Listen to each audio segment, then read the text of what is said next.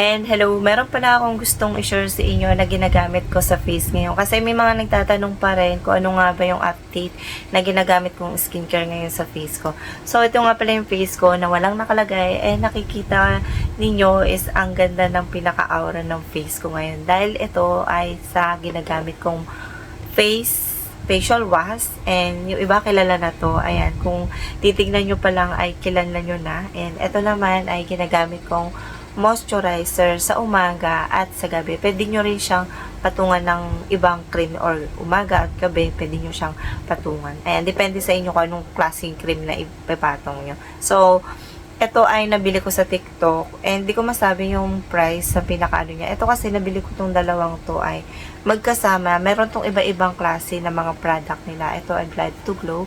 Ayan.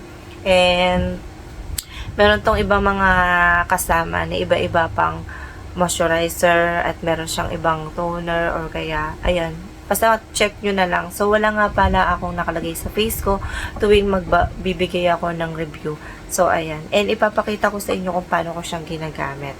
So, ito kasi ay kakaiba para sa akin, and sobrang amoy milk. I mean, hindi naman totally amoy milk. Depende lang sa iyo sa pang-amoy mo.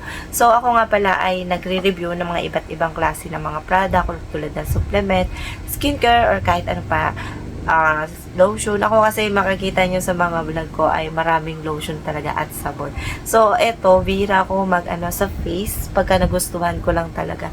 So, after 3 weeks ko mabibigyan tong final review kong to. So, ito nga pala, ito yung pinakaunang-una kong ginagamit sa umaga. Dahil ito yung pinaka-importante na ginagamit ay maghihilamos ka, facial wash. Ito ay milk amino acid, brightening cleanser, and purity skin brighter and hydrate. Ayan na nakalagay dyan.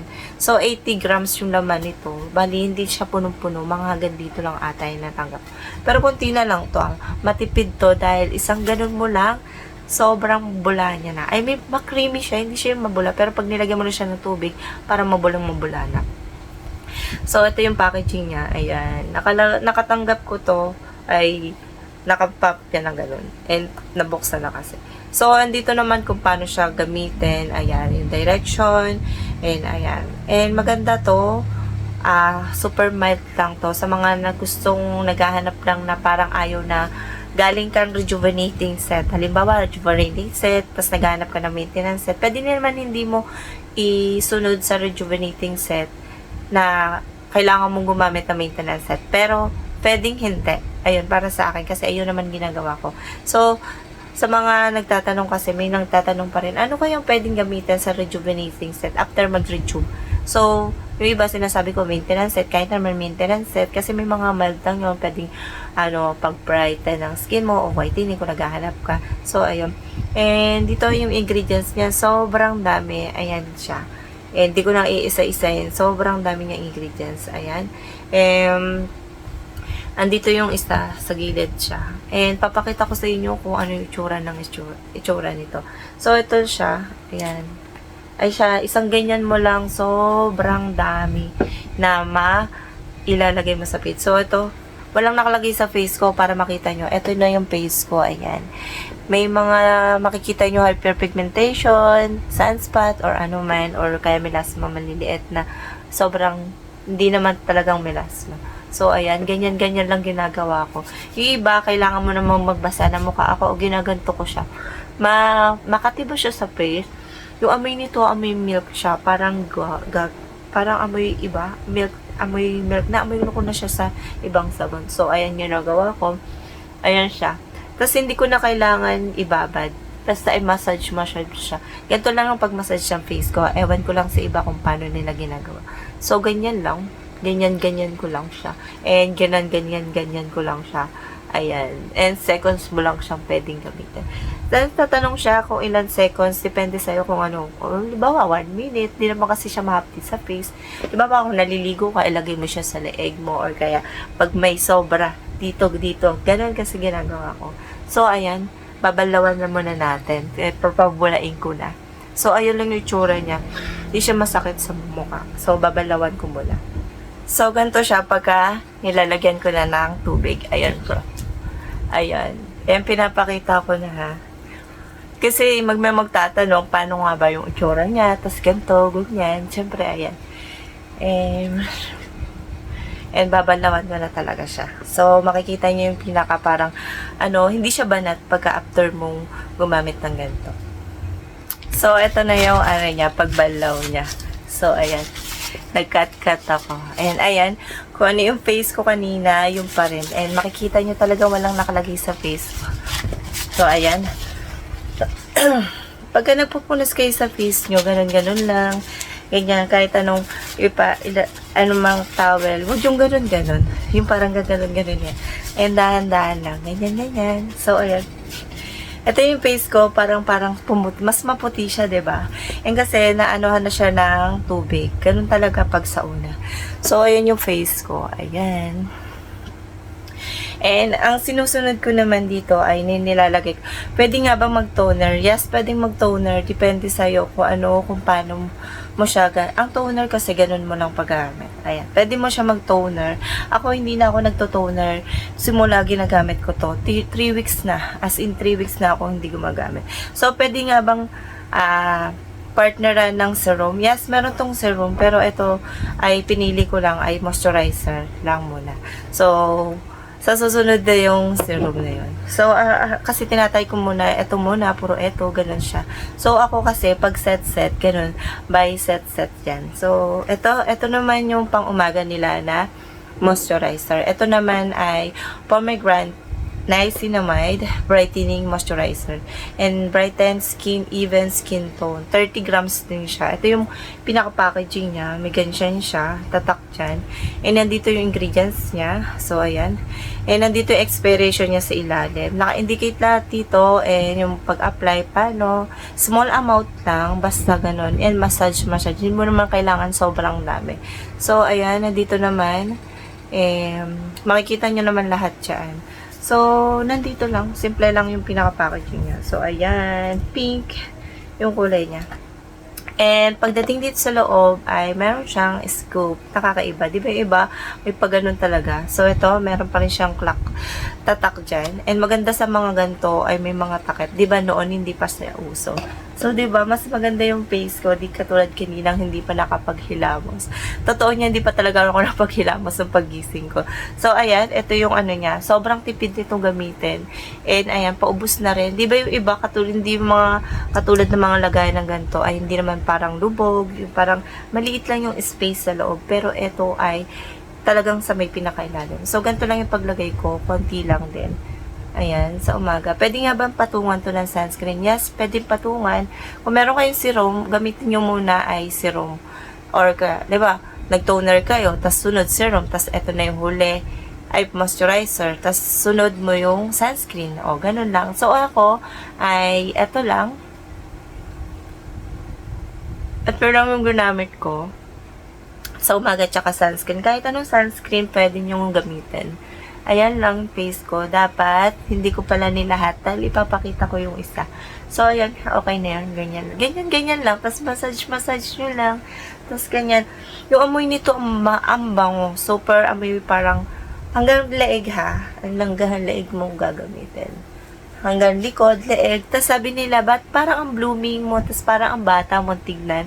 Mas okay na gumagamit kayo ng moisturizer para na kakalma yung skin nyo. Oo, sa totoo lang. Di ba, galing kayo sa init, tapos nagilamos kayo ulit, hindi kayo mapakali. Pwede kayo gumamit ng mga soothing gel, moisturizer, para kumalma yung skin nyo. So, yun yung pinaka-the best para sa akin. Kahit din sa sa body, limbawa sobrang init, tapos punta kayo sa labas. Ayun. Magilamos kayo, tas mag-moisturizer kayo. Soothing gel or kaya anong gel na pwede makakalma sa skin nyo. So, ayun. Hindi nyo kailangan yung parang super creamy ng or kaya mag-lotion. Pwedeng serum lotion para kumalma yung skin nyo. So, ayun yung ginagawa ko. So, ayan. Ang ganda niya sa face, diba? After 3 weeks ko siya nagamit and ang ganda. Nakakaano rin siya para sa akin. Nakakawala siya ng wrinkles sa mga moisturizer. So, ito naman yung isa. Ayan yung packaging niya. Ito naman ay panggabi ko siya ginagamit. Ito kasi ay nakakapagpalight siya ng mga dark spot din. O, ayan, nakakaano siya. Maganda siya sa sa pores ko kasi pinapa-minimize yung pores ko. Ayan. And super, ano lang siya, lambot. Ayan, parang wala lang yung nangyari. So, ito, parang wala lang. So, ito naman ay panggabi naman. Ito naman ay para sa dark spot, moisturizing dark spot. Ito, 30 grams naman siya. So, ito yung may tsura niya. Ayan. And, nandito, ano niya, ayan, tawag dito, ingredients niya. Kung ano yung nakalagay dito, halos parehas lang sila. And, bagay naman to sa mga dark spot moisturizer. And, ayun, pag-apply, small amount din. So, ayan. And, may scoop din siya rito. Ayan. Pares lang silang scoop and may tatak siya dito. Pinapakita ko dahil kasi baka may fake nito. Hindi pa nakakita ng fake nito. So, ito yung tsura nito. And, amoy nito, gustong gusto ko. Nag-e-enjoy ako kasi amoy orange yung amoy niya. So, ayan. Kulay puti. Pares lang silang puti. And, ipapakita ko sa inyo. Yung amoy niya is amoy orange talaga. So, lalagyan ko yung part ng sige, patungan ko. Pero eto, pwede nyo naman din gamitan din ng serum. Halimbawa, nakapagilamos kayo serum. Ay, toner, serum, and eto. Ayun, pwedeng ganun. Pero ako talaga ay nakapokus ako sa moisturizer. So, ang ganda niya sa skin. As in, parang kahit hindi ka uminom ng mga kahit anong collagen. Basta yung mga skincare na pwedeng maging hiyang sa'yo ay yung pinaka-young na young yung darating sa face mo. And ito naman ay bagay sa mga spot. Natanggal ba at naglight ba? Hindi naman totally matatanggal ka agad yung mga dark spot, hyperpigmentation, sunspot, kung nagpapainit ka rin naman. And syempre, babalik at babalik yun. Hindi naman totally gumamit ka ng isang pwedeng mag-light lang para sa akin. So, ito yung tsura niya. Meron nakalagay na sa face ko. Ito yung tsura niya pag nilagay siya. Malagkit ba siya sa face pag nilalagay nung time na ginagamit ko siya? Hindi. And nag-enjoy yung face ko rito dahil mabango siya. So, ayun. And maganda rin talaga ang moisturizer sa face. Moisturizing ang moisturizer and napapakalma niya yung skin mo. And higit sa lahat, yung mga pores mo, yung mga, alam mo yung pinagbakasan ng acne. Alam mo yung parang, ay nakalagay dito ay PIH and PI. And ibig sabihin nun, post-inflammatory hyperpigmentation, and PIE is post-inflammatory erythema. So, ayun yung nakalagay dito. Alam niyo yung parang pinagbakasan ng pinakamalalim na parang maitim na acne. So, yung isa naman ay dalawang klase yan na pwedeng magsabay sa face mo na maaari makatanggal dito sa ginagamit kong moisturizer. And depende na lang kasi kung pwede kang mahiyang or hindi. Iba't ibang klase ang moisturizer na pwedeng mahiyang sa face natin. So, ayun, ang moisturizer kasi pwede siyang makatanggal ng mga ibang, depende kasi sa ingredients yan. Katulad dito, ito ay part lang ng dark spot moisturizer. Ito naman ay white, brightening moisturizer. Ayan, iba-iba ang klase ang moisturizer na pwedeng magamit sa face natin. Kaya, depende na lang kung ano yung gusto mo at makikita mo at pwede mong i-partner sa bawat set ng skincare na pwede kang mahiyang sa face mo. So, ako naman ay lahat naman na nagagamit ko ay nahihiyang sa akin. Depende na lang And sa mga lactating and pregnant, especially sa mga pregnant, ay hindi mo na pwedeng gumamit ng mga matataas na mga katulad sa mga ingredients na makikita nyo dito. And magtanong muna kayo nyo sa inyong OB at sila nakakaalam noon na kung pwede kayo gumamit ng ganito, ganyan. And kahit naman sabihin ng iba na pwede gumamit ng ganito, ganyan. Mas okay na nagtatanong muna sa inyong mga OB.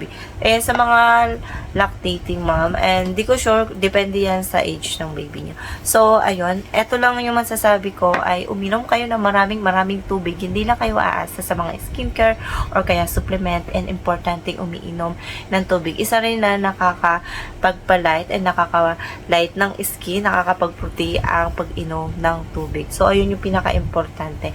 And ito lang yung masasabi ko, ulitin ko, pagkagaling kayo sa init, pwedeng makapagpakalma ang mga soothing gel, moisturizer, sa skin, sa buong skin natin, especially sa face. Kung talagang sobrang init na irritate kayo, inayo lang yung ginagawa ko. And sinashare ko lang din kung ano yung na-experience ko sa mga iba't ibang klase ng product. So, ayun lang yung masasabi ko. And see you next vlog. Bye!